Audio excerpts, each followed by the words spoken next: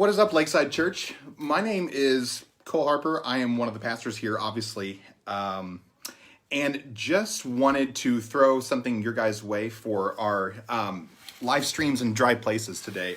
I'm usually the one taking Fridays, and the observation we're going to make today struck me when I was reading in John chapter 16 today, and I'll tell you why it struck me the way it did.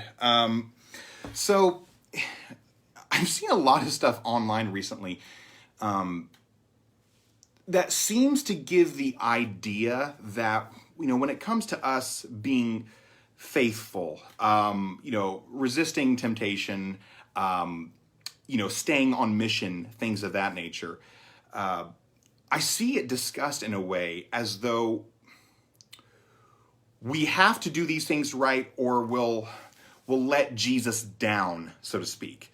And I think I know what I mean by that, but there's another sense in which we were never holding Jesus up. And I worry that sometimes we talk about how faithful we are, how well we're doing, things of that nature, in a way that makes it look like God is somehow dependent or wringing his hands over whether or not I or you are going to succeed in a trial or fail in a trial, right? That somehow all of God's sovereign wisdom and plan can somehow be thwarted if I were to screw something up or you were to screw something up. And I think we need a bigger vision of just what it means for God to be in control.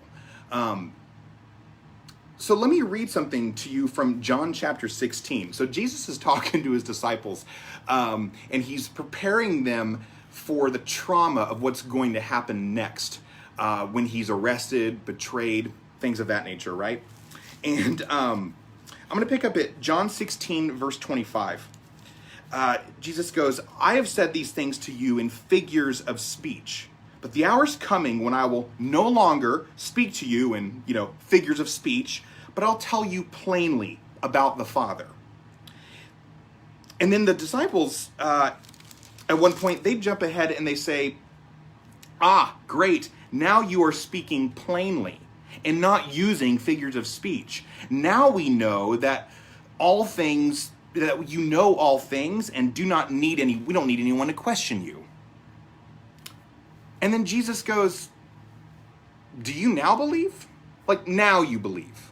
When I start speaking to you plainly, in a straightforward way, suddenly that's what makes it click on." And then look what he says. "Behold, the hour," in verse 32, "Behold, the hour is coming. Indeed, it has come, when you will be scattered, each to his own home, and will leave me alone." So Jesus is saying, within the matter of moments, this whole thing is going to go sideways. All of you disciples are going to abandon me. Not one is going to prove faithful. And he even says that, "You will leave me alone." And then in the next verse, Jesus says, I love this, "Yet I am not alone, for the Father is with me. I have said these things to you, that in me you may have peace. In the world you will have tribulation, but take heart, I have overcome the world." In other words, Jesus warned the disciples that they were going to betray him. This is going to sound weird. Not so they could know ahead of time that they're going to betray him and then not betray him. The scriptures had to be fulfilled, and so it wasn't so much that. Jesus, rather, was warning his disciples that they were going to betray him, so that after they did, they would know that they had not sinned irrevocably, that somehow they had screwed things up so badly that Jesus wouldn't be able to fix or make sense of it. And I love what he says there. He goes, "You're going to leave me alone, but I'm not alone. The Father is with me."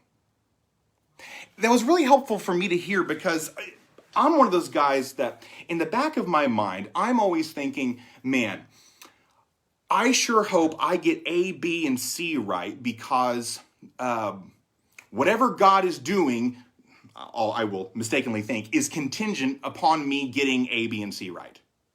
And I think one of the first things we got to get as disciples of Jesus is that God is greater than our failures. He's certainly not endorsing our failures, right? He's not endorsing our lapse in courage or the disappearance of character. Obviously, we already know that. But I think what we often need is the encouragement that it's okay to go on, to keep persevering, even after we've crashed and burned, right? Because that's where hope really lives. I don't know about you guys. I tend to sin less when I have hope. And usually what ends up getting me to throw in the towel or compromise on my convictions or what have you is the sense of futility that, well, I've already lost this battle, so to speak. So why keep going? And Jesus really cuts that underfoot, doesn't he? In one sense, we can't let God down because he was never the one we were never the ones holding him up. Which is a very different approach to like some of the stuff I see on Facebook a lot. As if Jesus is having an arm wrestling contest with Satan and he needs me to do the right thing or share some boast to like give him the upper hand. That's not how any of this works. A key central aspect, I think, to following Jesus is realizing that he is a better leader than we are a follower. He's better at leading us than we are at following him correctly or faithfully. And he has the power to rein us in and in the fullness of time, in his sovereign providence, to fold in even the stuff I screw up and use that to his good, his glory, and not just only that, but our joy. Jesus says, you're going to leave me alone, but I'm not alone. I think my question for us today is, what are the ways we assumed that our obedience, our performance was more instrumental to God performing his will than it actually is? What do we think we bring to the table that's just absolutely vital to God's purposes actually coming about or unfolding? It's a good exercise to identify those because then we get to remind ourselves that even if I were to fail, God would see to it that what he intends to happen will happen. Which means I don't obey Jesus out of a fear that his plans won't come about if I fail.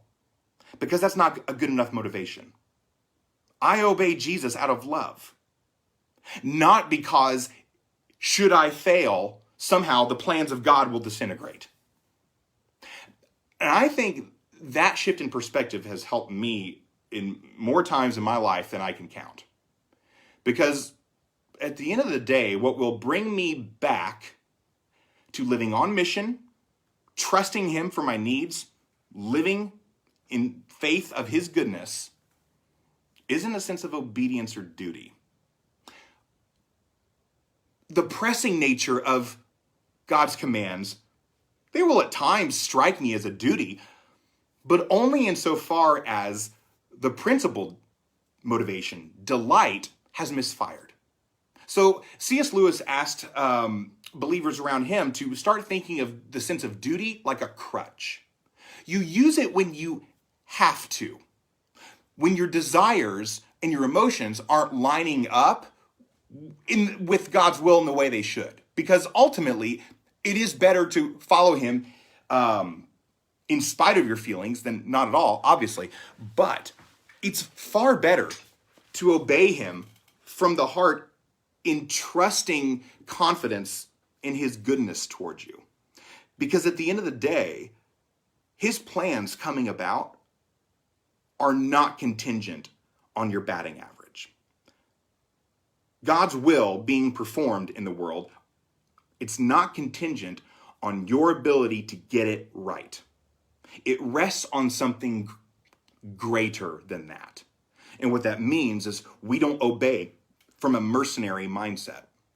We obey from the mindset that in Christ, God has made us sons of God. And sons honor their father from their heart. Not just out of fear that if I don't get this right, something bad will happen. What I love about the night Jesus was betrayed, as awful as it was we got to see what happens when God determines that good will happen, and then he uses even the past failures of his disciples to bring that good about. So, this isn't a license to start letting stuff go and disobeying God because, what's that going to matter? Rather, it's an invitation to reconsider the regrets of your past